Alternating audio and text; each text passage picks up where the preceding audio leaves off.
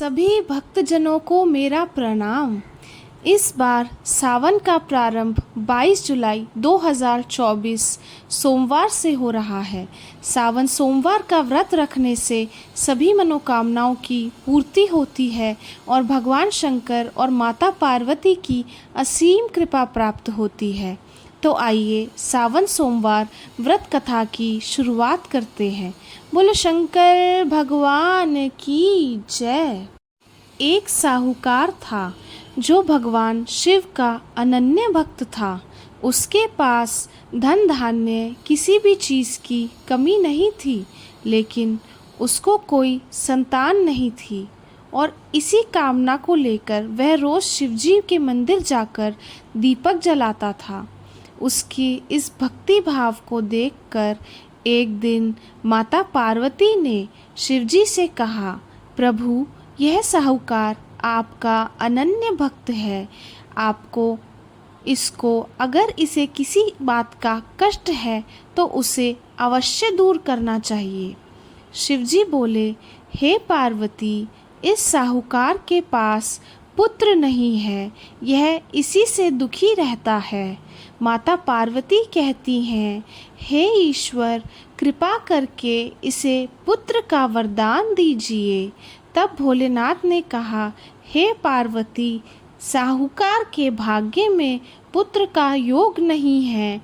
इस ऐसे में अगर इसे पुत्र प्राप्ति का वरदान मिल भी गया तो वह केवल 12 वर्ष तक की आयु तक ही जीवित रहेगा। यह सुनने के बाद भी माता पार्वती ने कहा कि हे प्रभु, आपको इस साहूकार को पुत्र का वर देना ही होगा, अन्यथा भक्त क्यों आपकी सेवा पूजा करेंगे। माता पार्वती के बार बार कहने से भोलेनाथ ने साहूकार को पुत्र का वरदान दिया, लेकिन यह भी कहा कि वह केवल 12 वर्ष की आयु तक ही जीवित रहेगा। साहूकार यह सारी बातें सुन रहा था, इसलिए उसे ना तो खुशी हुई और ना ही दुख। वह पहले की तरह भोलेनाथ की पूजा अर्चना करता रहा। उधर सेठानी गर्भवती हुई और 10वें महीने उसे सुंदर से बालक की प्राप्ति हुई।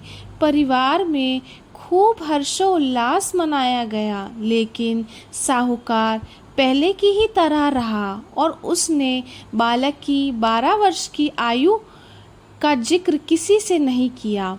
जब बालक 11 वर्ष की आयु का हुआ तो एक दिन साहूकार की सेठानी ने बालक के विवाह के लिए कहा, तो साहूकार ने कहा कि वह अभी बालक को पढ़ने के लिए काशी जी भेजेगा।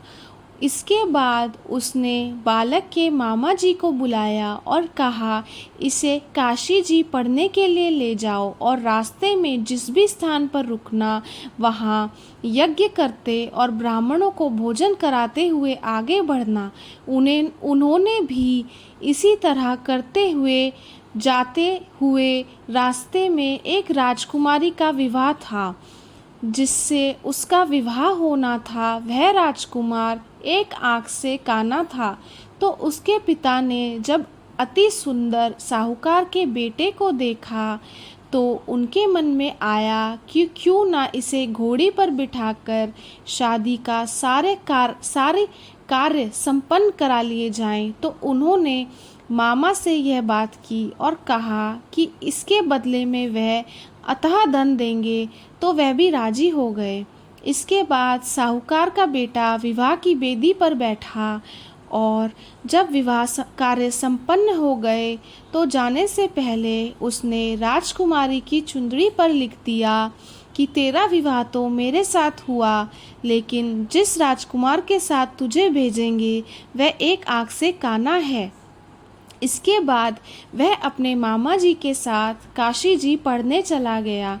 उधर जब राजकुमारी ने अपने चुनरी पर लिखा हुआ पाया तो उसने राजकुमार के साथ जाने से मना कर दिया। तो राजा ने भी अपनी पुत्री को बारात के साथ विदा नहीं किया। बारात वापस लौट गई। उधर मामा और भांजे काशी जी पहुँच गए। एक दिन जब मामा ने यज्ञ रचा रखा था तो भांजा बहुत देर तक बाहर नहीं आया। तो मामा ने अंदर जाकर देखा तो भांजे के प्राण निकल चुके थे। वह बहुत परेशान हुए, लेकिन सोचा कि अभी रोना पीटना मचाया तो ब्राह्मण चले जाएंगे और यज्ञ का कार्य भी अधूरा रह जाएगा। जब यज्ञ संपन्न हुआ तो मामा ने रोना पीटना शुरू किया। उसी समय शिव पार्वती उधर से जा रहे थे और माता पार्वती ने शिव से पूछा, प्रभु ये कौन रो रहा है? तभी उन्हें पता चला कि यह तो भोलेनाथ के आशीर्वाद से जन्मा साहूकार का पुत्र है। तब माता पार्वती जी कहती हैं, हे स्वामी, इसे जीवित कर दें, अन्यथा रोते रोते इसके माता पिता के प्राण निकल जाएंगे।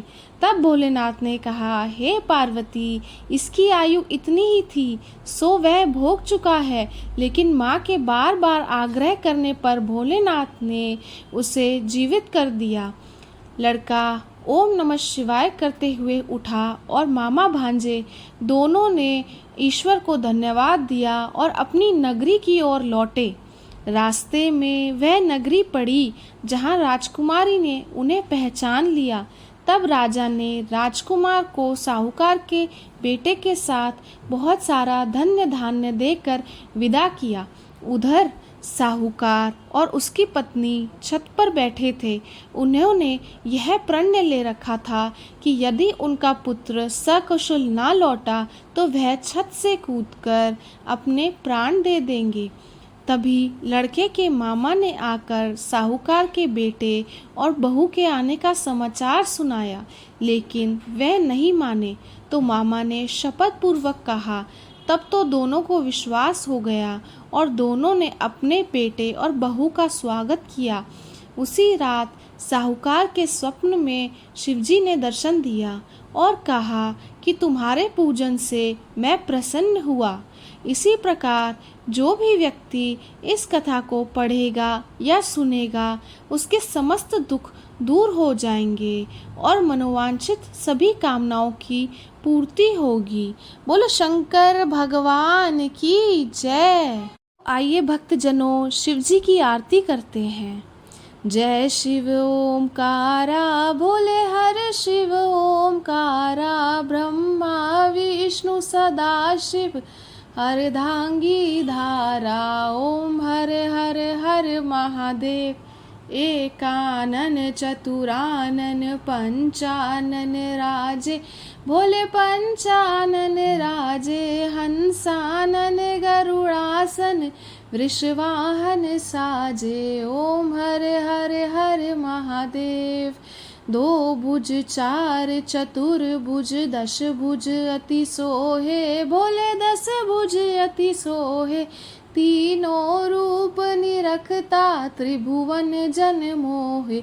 ओम हर हर हर महादेव। अक्षमाला बनमाला मुंडमाला धारी, भोले मुंडमाला धारी, त्रिपुरारी कंसारी करमाला धारी। ओम हर हर हर महादेव।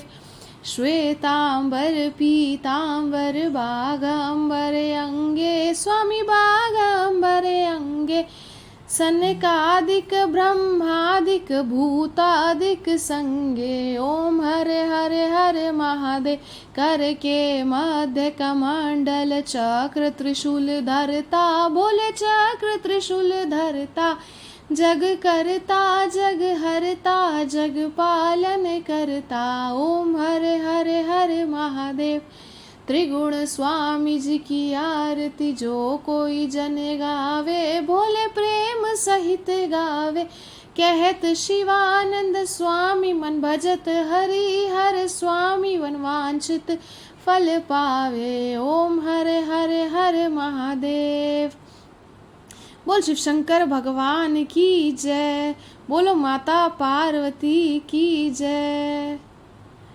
तो भक्तजनों, अगर आपको वीडियो पसंद आई तो लाइक करें, कमेंट करें और ऐसी ही और भक्तिपूर्ण वीडियो को सुनने के लिए चैनल को सब्सक्राइब करना मत भूलना। हर हर महादेव। सभी भक्तजनों को